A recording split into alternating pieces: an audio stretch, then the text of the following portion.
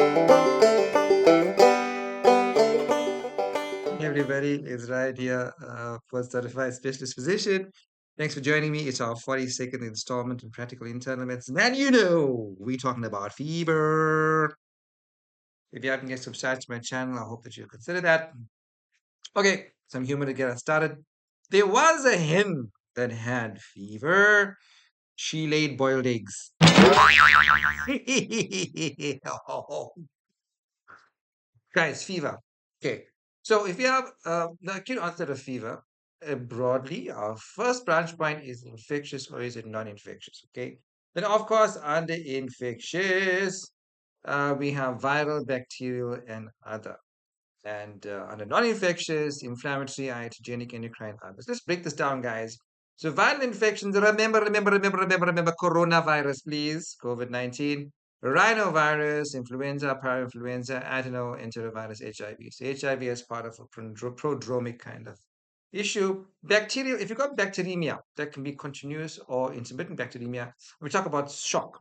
We talk about sepsis, okay?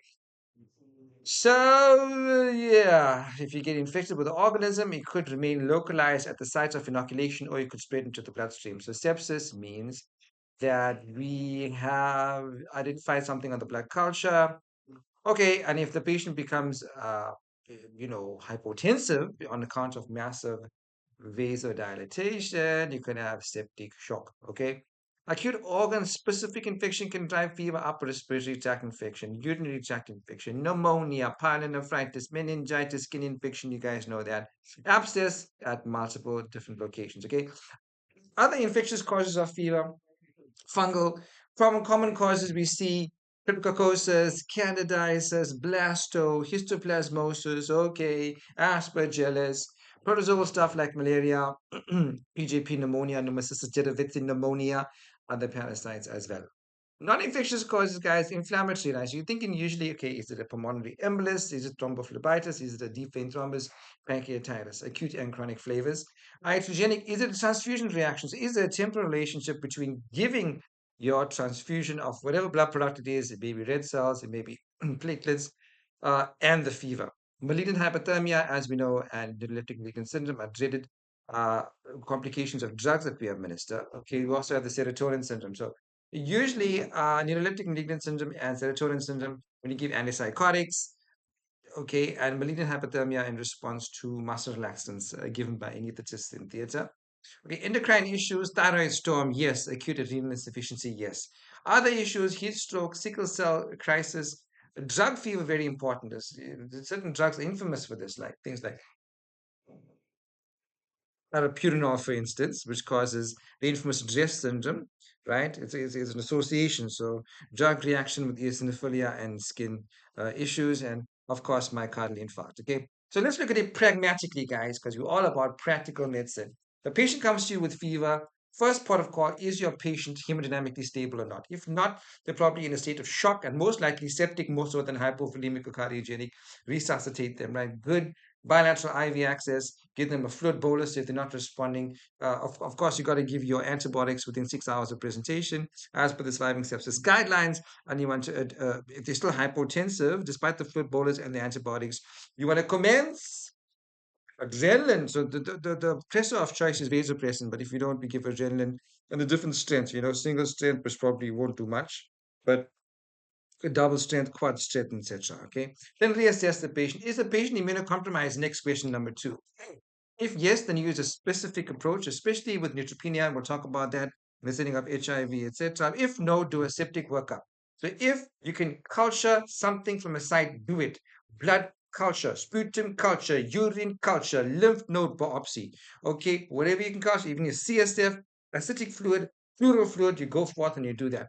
And ask yourself, is there an apparent source of infection? Like, is there an obvious abscess? Is there pneumonia that you're thinking about? Is there diarrhea? Is there meningitis? You go forth and treat that. If no, then you move on to stage or step 4A, evaluate potential infective foci, where you are basically guided by the patient's symptoms and the cultures, okay? And if it's unrewarding, then you go on to step number 5, where you search for the source of infection. So a CT scan of the thorax, abdomen, HIV test, 3 blood cultures from different sites at different times, and so forth. Right? If The other arm, if there's no apparent source of infection, consider non-infective causes like deep vein thrombus. So you can do a D-dimer. So a D-dimer is sensitive but not specific, as we know, we've been through that before. Consider compression ultrasound of the lower limbs. What drugs to go through the patient's drug list? Is this a toxidrome, right? So do you think the patient may have overdosed on something? Okay, is it post-op? Is it obvious inflammation, right? And then, of course, it's underwater. Consider non-infective causes like malignancy. So there's a role for tumor markers, there's a role for imaging, connective tissue disease, there's a role for anti-nuclear factor, which is probably like a screening test for autoimmune issues. And then if you're thinking about specific pathologies like polymyositis, SLE, scleroderma, rheumatoid arthritis, do your specific antibodies. Noting as well, your complements can be low in some of these and other issues as well. Okay, my friends, we're talking about forgiveness and we're continuing with the theme of forgiveness, this time looking at the book of James. So James says, is any of you sick? He should call the elders of the church to pray over him and anoint him with oil in the name of the Lord. So there's power in the laying on of hands. And the prayer offered in faith, will make the sick person well. The Lord will raise him up. Look at this. And it says after that, if he has sinned, he will be forgiven. And this is very important because this is drawing a link between physical illness and forgiveness.